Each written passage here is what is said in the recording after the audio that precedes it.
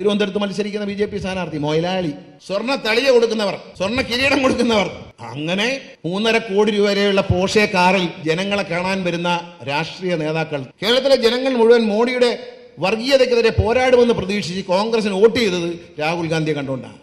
രാഹുൽ ഗാന്ധി കിടക്കുന്ന വടക്കോട്ടും പടിഞ്ഞാറന്ന് കിഴക്കോട്ടും നടന്നുകൊണ്ടിരിക്കുന്ന ഓടുന്നതല്ലാതെ എക്സർസൈസ് എടുക്കുന്നതും കടലിൽ ചാടുന്നതും തമിഴ്നാട്ടിൽ ബിരിയാണി വയ്ക്കുന്നതും അല്ലാതെ പാർലമെന്റിൽ ഇന്നുവരെ വയനാടിന് വേണ്ടി, കേരളത്തിന് വേണ്ടി, കേരളത്തിനെ സാമ്പത്തികമായി ഞെരുക്കുന്നുവെന്ന് ബഹുമാനപ്പെട്ട സുപ്രീം കോടതിക്ക് പോലും ബോധ്യപ്പെട്ടിരിക്കുന്നു. കേന്ദ്ര ഗവൺമെന്റ് കേരളത്തോട് അനീതി കാണിക്കുന്നുവെന്ന് ബഹുമാനപ്പെട്ട സുപ്രീം കോടതിക്ക് ബോധ്യപ്പെട്ടിരിക്കുന്നു. ഫെഡറൽ സംവിധാനത്തിൽ ഒരു സംസ്ഥാനത്തിന് കിട്ടേണ്ട അവകാശം വാങ്ങാൻ ആ രാജ്യത്തെ പരമോന്നത നീതിപീഠത്തെ സഹായം തേടി ഗവൺമെന്റ് പോകേണ്ടി വരിക എന്ന് പറഞ്ഞാൽ ഏറ്റവും വലിയ ജനാധിപത്യത്തിന്റെ ഗതികേടായി നമ്മൾ കാണണം. അവകാശപ്പെട്ടത് കിട്ടാൻ പരമോന്നത നീതിപീഠത്തെ സമീപിക്കേണ്ട ഗതികേടിലേക്ക് ഒരു സംസ്ഥാനത്തെ എത്തിക്കുക എന്ന് പറഞ്ഞാൽ ഫെഡറൽ സംവിധാനത്തിന്റെ തകർച്ചയാണ്. അത് തടയേണ്ടതുണ്ട്. അതിനെപ്പറ്റി കോൺഗ്രസ്സുകാർക്കൊന്നും പറയാനില്ല. രാഹുൽ ഗാന്ധി പറയണ്ടേ, ഞാൻ കൂടി പ്രതിനിധാനം ചെയ്യുന്ന സ്റ്റേറ്റാണ് കേരളം, അവിടത്തേക്ക് തടസ്സങ്ങൾ ഉണ്ടാക്കരുത്, ജനങ്ങളാണ്. രാഹുൽ ഗാന്ധിക്ക് വോട്ട് ചെയ്തവനും ആരിഫിന് വോട്ട് ചെയ്തവനും UDF വോട്ട് ചെയ്തവരും LDF വോട്ട് ചെയ്തവരും എല്ലാം ഒരുമിച്ച് താമസിക്കുന്ന സ്ഥലമാണ്. BJP ധരിച്ചിരിക്കുന്നത് പട്ടിണി കിട്ടാൽ മലയാളി, ഞെരിച്ചമർത്തിയാൽ മലയാളി അവർക്ക് വോട്ട് ചെയ്യുമെന്ന്. അതങ്ങ് പള്ളിയിൽ പോയി പറഞ്ഞാൽ മതി. മലയാളി മണ്ണ് വാരി തന്നാലും BJP വോട്ട് ചെയ്യത്തില്ല. വിരട്ടുന്നവൻ വോട്ട് ചെയ്യത്തില്ല. ആ മലയാളി പേടിപ്പിച്ച് മലയാളി വോട്ട് വാങ്ങിക്കാൻ വിചാരിക്കണ്ട. ഞെരിക്കുകയും കോച്ച് ഫാക്ടറി തരാതെയും ഒക്കെ ഞെരിച്ചാൽ പേടിച്ചയ്യോ ഒന്നും തരത്തില്ല.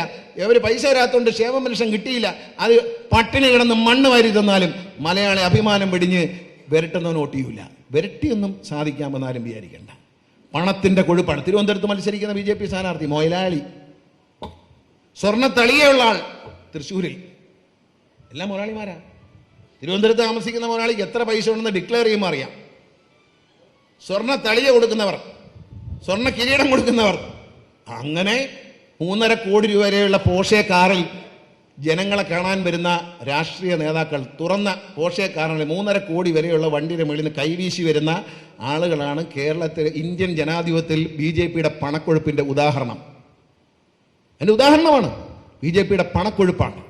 കോടാനുകോടി രൂപ സമാഹരിച്ച് വെച്ചുകൊണ്ട് ജനാധിപത്യ സർക്കാരുകളെ അട്ടിമറിക്കാൻ കുതിരക്കച്ചവടം നടത്തുമ്പോൾ അത് വാങ്ങി നക്കിക്കൊണ്ടുപോകുന്ന കോൺഗ്രസ്സുകാരനെ ഈ തെരഞ്ഞെടുപ്പിൽ മാറ്റി നിർത്തണം.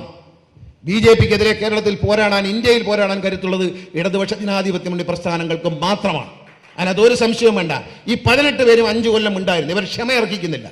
ജനങ്ങൾ വോട്ട് ചെയ്ത ജനങ്ങളോട് നന്ദി ഉണ്ടായിരുന്നെങ്കിൽ ഈ രാജ്യത്തെ ന്യൂനപക്ഷങ്ങൾക്ക് വേണ്ടി, പാവപ്പെട്ടവന് വേണ്ടി, പട്ടികജാതിക്കാർക്ക് വേണ്ടി, വയനാട്ടിലെ പാവം, ഇടുക്കിയിലെയും വന്യമൃഗങ്ങളുടെ ശല്യം അനുഭവിക്കുന്ന പാവങ്ങൾക്ക് വേണ്ടി കേന്ദ്ര ഗവൺമെന്റിനോട് പാർലമെന്റിൽ ഒരു ചെറുവിരൽ പോലും അനക്കാൻ കഴിയാത്ത നന്ദികെട്ട UDFകാരെയാണ് 18 പേരെ കഴിഞ്ഞ തെരഞ്ഞെടുപ്പിൽ കേരളത്തിൽ തെരഞ്ഞെടുത്തതെന്ന് കേരളത്തിലെ ജനങ്ങൾ മനസ്സിലാക്കണം. ഈ നന്ദികേട് മാത്രമല്ല, ഇവർക്ക് ഇതേ ഉള്ളൂ.